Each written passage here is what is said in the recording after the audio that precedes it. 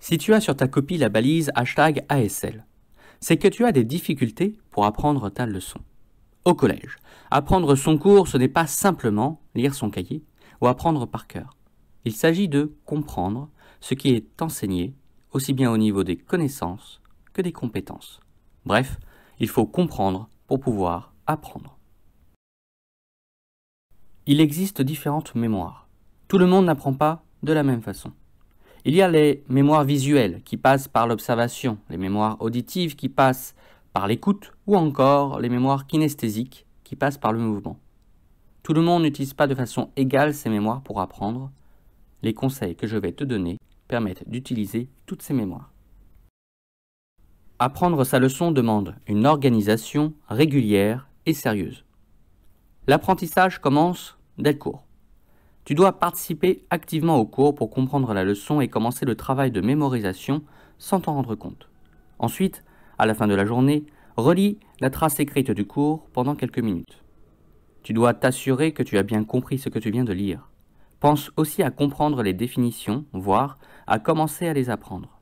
En effet, si tu commences à maîtriser ce premier cours, le prochain sera plus simple à comprendre et donc à mémoriser. Le professeur prévient au moins une semaine à l'avance avant de donner une évaluation. Tu as donc une semaine pour réviser le cours. Pendant ce laps de temps, tu dois relire fréquemment et de façon active les leçons. Utiliser la fiche de révision pour valider ce que tu sais ou non, ou encore refaire les exercices que tu ne maîtrises pas. Utilise le plan du cours, c'est-à-dire les titres, pour répondre aux questions qu'il pose et comprendre l'évolution d'une leçon. Qu'est-ce que lire en étant actif? Habituellement, quand on lit un texte, on a tendance au bout d'un moment à passer en mode automatique et rêver. La lecture active te force à te concentrer sur ce que tu fais, à mettre en valeur les informations importantes et à comprendre ce que tu lis. Dans un premier temps, cache ton cours et essaie de répondre à la question du titre. Une fois que c'est fait, regarde la leçon pour savoir si ta réponse était en partie fausse ou lacunaire. Relis-la en soulignant les mots importants. Tu peux parfois faire une synthèse d'un cours, par exemple, en construisant rapidement un schéma. La flashcard est une technique de révision qui peut devenir plus amusante. Après avoir lu activement ton cours, crée de petites fiches.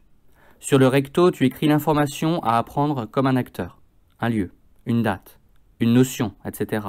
Sur le verso, tu écris les informations qui te permettent de comprendre l'information du recto. Une fois les cartes faites, tu peux réviser tout seul ou en groupe, par exemple avec tes amis ou tes parents. Tu dois te rappeler des informations qui se trouvent derrière la carte. Enfin, tu peux rédiger des fiches de révision. C'est une méthode très efficace, mais qui prend du temps. Elle est surtout conseillée pour les gros examens, comme le brevet ou les brevets blancs. Elle permet de synthétiser le cours avec uniquement les informations importantes. Pour qu'elle soit efficace, ta fiche doit être synthétique, agréable à lire, et intégrer les éléments les plus importants de la leçon, comme les acteurs, les lieux, les dates, les notions, les problématiques. À chaque fois que tu dois apprendre à réviser un cours, n'oublie pas d'être actif en cours et de bien écrire la leçon, de ne pas t'y prendre au dernier moment, mais dès le premier soir du premier cours, de réviser en lisant activement la leçon, d'utiliser tous les moyens à ta disposition, aussi bien dans le cahier que sur le site du professeur ou dans le manuel.